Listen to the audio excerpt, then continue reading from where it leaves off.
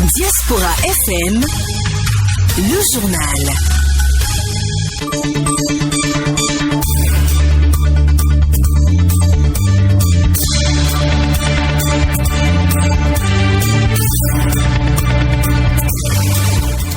Bonsoir, bienvenue à toutes et à tous à la une de l'actualité. Godémé Fréjus Josué, c'est le nom du premier au baccalauréat session de juin 2021. Il a obtenu une moyenne de 18,66. Audience à la Cour constitutionnelle, le président Diop Benoît a reçu le nouveau maire de la commune de Banté, Fabrimon Komla. Et puis Info Afrique, la Cour de cassation s'est prononcée mercredi sur le recours du vice-président de Guinée équatoriale Théodorin Obiang, reconnu coupable de s'être constitué un patrimoine frauduleux en France. Voilà pour l'essentiel des titres à développer dans cette édition. Corneille Haïssé. C'est officiel, le premier au baccalauréat au Bénin est connu. Il s'appelle Godémé Fréjus Josué, série D avec 18,66 de moyenne. Il est suivi de Kaga Christelle Yacine et l'homme, série C avec une moyenne de 18,31. Et le troisième, Tiani Yakubu Fellow Yadane, série C également avec une moyenne de 18,31. Le premier du baccalauréat vient du département de l'Atlantique, plus précisément de la commune d'Abomey-Calavi. La deuxième et le troisième viennent tous de Nati Tengu. Au nombre des admis à l'examen du baccalauréat session de juin 2021, 249 candidats, toutes séries confondues, ont obtenu la mention très bien, selon les statistiques générales publiées par l'Office du baccalauréat. Écoutons à cet effet Alphonse Da Silva, le directeur de l'Office du bac. Cinquième, Monsieur Medenou Sonayon Gabriel, série C, qui nous vient de CG, collège public, CG de l'unité à Porto Novo, mention très bien, c'est la série C, 18,13. Quatrième, Godonou Michel Rocard Thierry, série C, qui nous vient du collège catholique Hibiscus de Paracou. Mention très bien, 18,23. Troisième, Monsieur Tiani Yakubu Fetou Hamdan, série C, collège catholique Saint-Augustin de Natijangu. Mention très bien, moyenne 18,31. Le deuxième, plutôt la deuxième, Mademoiselle Gaga Christelle Yacine Elom, série C, qui nous vient du lycée militaire des jeunes filles, Général Mathieu Kérékou de Natitengu, très bien, 18,31. Et le lauréat, le premier, c'est Monsieur Godémé Josué Fréjus, de la série D, qui nous vient du collège Sainte-Paquita de Calavi. Mention très bien, 18,66, c'est-à-dire 18 fois. Donc voilà la moisson. Nous n'avons jamais atteint ou bien réuni une telle moisson. C'est à l'honneur du système éducatif de chez nous, à l'honneur des responsables politiques, à l'honneur de tous les enseignants, allant du primaire, en passant par le secondaire au supérieur, les inspecteurs qui ont fait le travail qu'il faut. Le président de la Cour constitutionnelle, Joseph Diop Benoît, a reçu en audience le nouveau maire de la commune de Banté, Fabrimon Komla. Maire de Banté est allé féliciter le professeur Joseph Diop Benoît pour sa lutte pour révéler le Bénin. Il a profité de l'occasion pour présenter la nouvelle équipe dirigeante, mais aussi solliciter le président de la Cour constitutionnelle afin d'accompagner la commune dans sa vision de développement à la base. On écoute un extrait des propos du maire à sa sortie d'audience. Nous sommes venus rencontrer la haute autorité pour le remercier pour tout ce qu'il fait aux côtés du chef de l'État depuis 2016 pour l'enracinement de la démocratie, la construction donc, du pays. Nous sommes venus également présenter à la haute autorité la nouvelle équipe communale. Le nouveau maire que je suis, nous sommes venus nous présenter à lui et recueillir des conseils pour l'accomplissement de la mission. De nos discussions, nous avions abordé avec le président la situation actuelle de la commune, notamment en termes de cohésion et tout ça. Vous n'êtes pas sans savoir que la commune, depuis un moment, a été objet des échauffourées liées aux élections présidentielles et les conditions dans lesquelles nous sommes venus donc à la tête du conseil communal de Banté. Le point avec la haute autorité des démarches, des initiatives prises du moins dans le sens du retour à la paix et demander son accompagnement pour la pacification totale donc, de la commune. Nous avons présenté également avec la haute autorité la vision donc, de la commune, les sollicitations en termes d'accompagnement pour l'éclosion socio politique et financier donc, de la commune. Georges Bana et ses co-accusés dans l'affaire dite 39 hectares étaient à la barre hier. Le procès est à nouveau renvoyé. La 4e audience est programmée pour le mardi prochain à la Cour de répression des infractions économiques et du terrorisme Criette. L'ancien maire de la commune d'Abomey-Calavi et toutes les autres personnes en détention provisoire. L'ancien maire de la commune d'Abomey-Calavi et co-accusé retourne en prison. Lancement hier de la 30e session ordinaire du Conseil des ministres de la Conférence interafricaine de la prévoyance sociale. C'est le directeur du cabinet du ministère du Travail de la fonction publique, Victorin Ronvo, qui a lancé les travaux de cette session qui prennent fin. Demain, les travaux se déroulent par visioconférence et portent sur 24 dossiers qui seront examinés et soumis à l'appréciation du Conseil des ministres. Suivons ici un extrait des propos du directeur du cabinet, Victorin Ronvo, et du président du comité d'experts, René Rousseau. Face à un monde en pleine mutation qui induit des transformations notables au plan social, l'un des défis à relever par la CIPRES est celui du pilotage, voire de la gouvernance des organismes de protection sociale de ces États membres. Ce défi se pose avec beaucoup plus d'acuité dans un contexte mondial marqué par la pandémie de la COVID-19.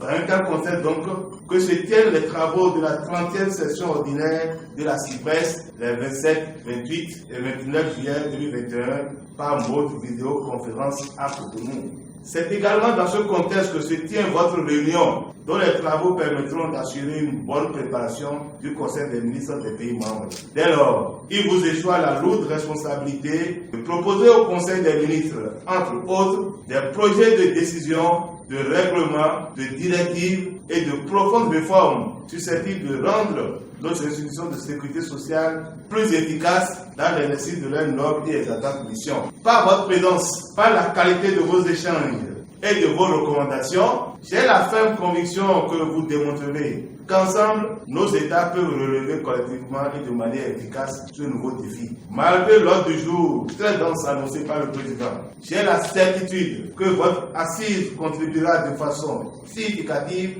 à une meilleure prise de décision par les ministres. À cette occasion, je voudrais présenter mes sincères félicitations aux membres du comité d'experts qui ont été fraîchement nommés au poste qui leur donne la qualité de membre du comité d'experts. Messieurs les experts, nous aurons travaillé par visioconférence pendant 2 jours, à savoir le mardi 27 et le mercredi 28 juillet 2021, pour préparer la 30e session ordinaire du Conseil des ministres de la CIPRES. 24 dossiers sont inscrits à notre ordre du jour. Nous devons donc diligemment nous mettre au travail pour que le mercredi 28 juillet à midi, tous les dossiers soient examinés et soumis à l'appréciation et à l'adoption du Conseil des ministres. Je souhaite enfin un bon déroulement et plein succès à nos travaux. Toujours parlant de l'actualité au Bénin, 5 nouveaux ambassadeurs ont présenté hier leur lettre de créance au président de la République au Palais de la Marina.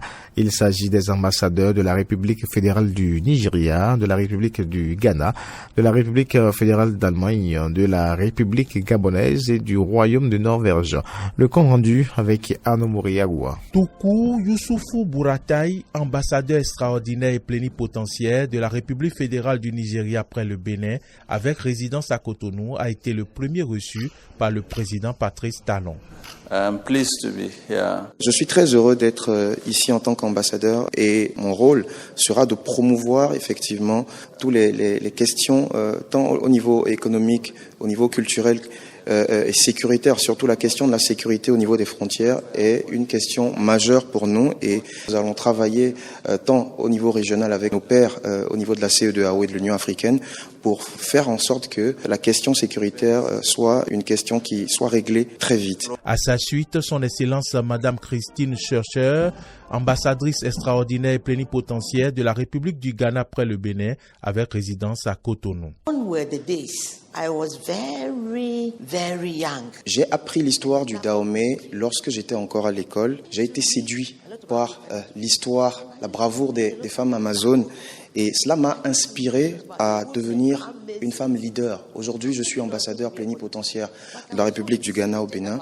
C'est un honneur pour moi de servir finalement mon pays et aussi d'être dans ce pays-là que j'ai longtemps admiré.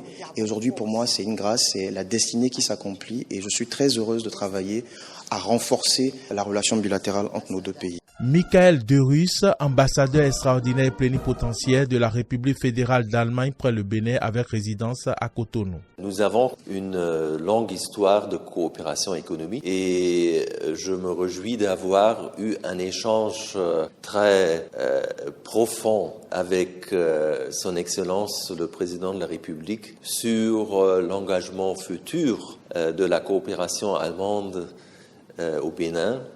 Et nous étions parfaitement en accord que le projet d'établir ici des projets pour la formation professionnelle et technique est essentiel pour le futur développement du Bénin. Saïd Abeloko, ambassadeur extraordinaire et plénipotentiaire de la République du Gabon près le Bénin avec résidence à Lomé au Togo. La redynamisation du cadre de coopération qui va s'axer sur les échanges économiques va s'appuyer essentiellement aussi sur l'industrie forestière, parce que la qualité du Gabon, c'est que nous avons une expérience dans la transformation du bois qui peut être servir comme expérience, comme base de travail au Bénin. Knut Eiliflein, ambassadeur extraordinaire et plénipotentiaire du Royaume de Norvège près le Bénin, avec résidence à Abuja au Nigeria, a à son tour présenté sa lettre de créance.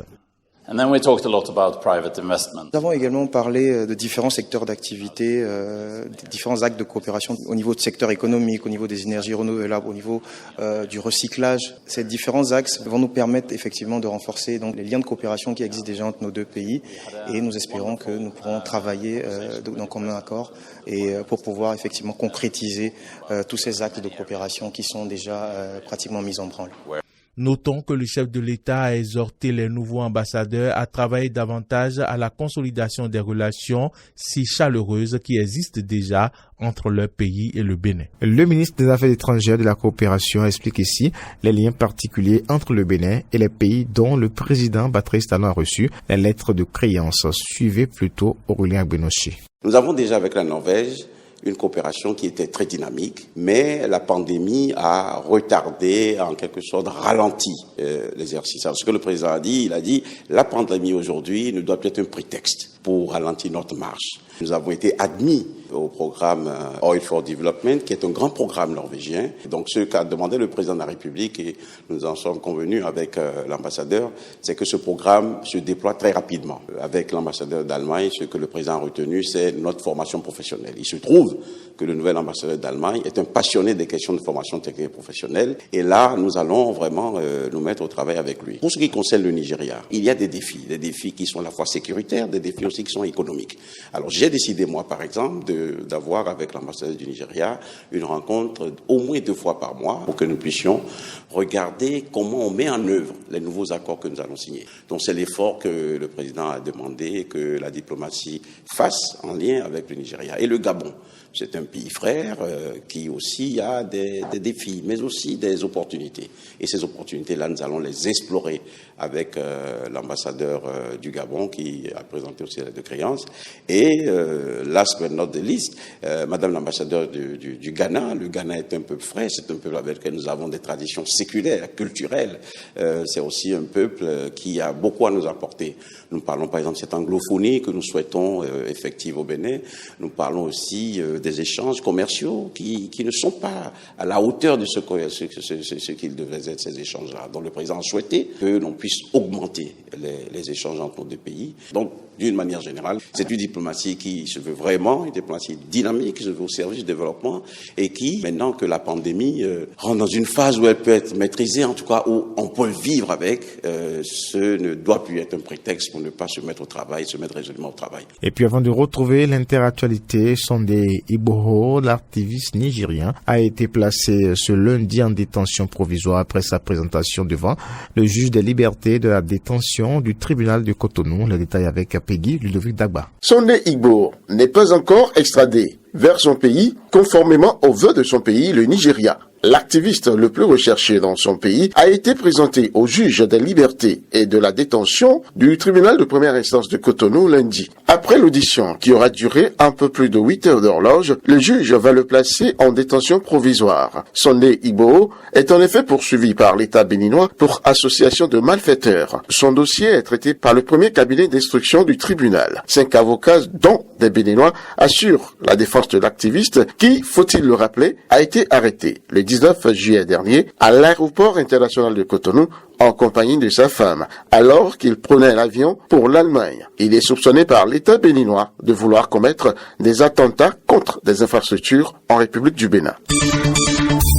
Les nouvelles africaines et internationales.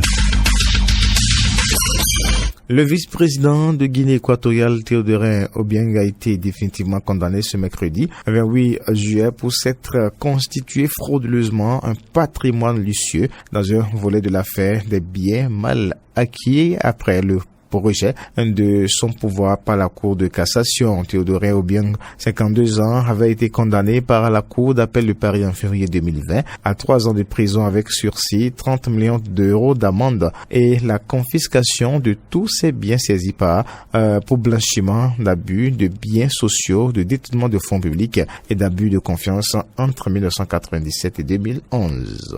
10 ans après la crise post-électorale qui a déchiré la Côte d'Ivoire, le président ivoirien Alassane Ouattara a reçu hier au palais présidentiel son prédécesseur Laurent Gbagbo, une rencontre qui survient près de 3 mois après l'acquittement de Laurent Gbagbo par la CPI des accusations de crimes contre l'humanité. Qui plus est, sur lui, la rencontre qui est qualifiée d'historique s'est déroulée au palais présidentiel d'Abidjan et a duré 1 heure. L'Algérie a expulsé plus de 1200 migrants ouest-africains, dont des Nigériens, vers le Niger depuis l'annonce de la réouverture de la frontière terrestre entre les deux pays le 14 juillet, a annoncé lundi l'Organisation internationale des migrations, l'OIM. Les présidents Abdelmadjid Tebboune et Mohamed Bazoum avaient officiellement ouvert le passage pour faciliter l'exportation des produits algériens vers le Niger et l'importation des produits nigériens. Mais depuis 2 semaines, la frontière voit plutôt passer chaque jour des centaines de migrants expulsés d'Algérie. Et puis en Tunisie, le Premier ministre s'engage dans la voie d'une transition pacifique au lendemain de son limogeage par le président Kais Saïd, qui a également suspendu les activités du Parlement. Hichem Messichi s'est dit prêt lundi 26 juillet à céder le pouvoir au futur Premier ministre désigné par le président.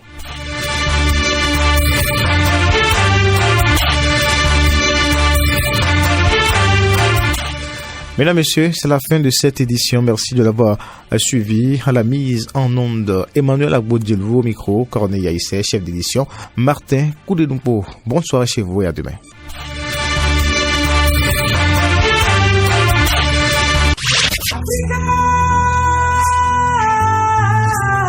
L'Afrique dans toute sa diversité culturelle. Diaspora FM.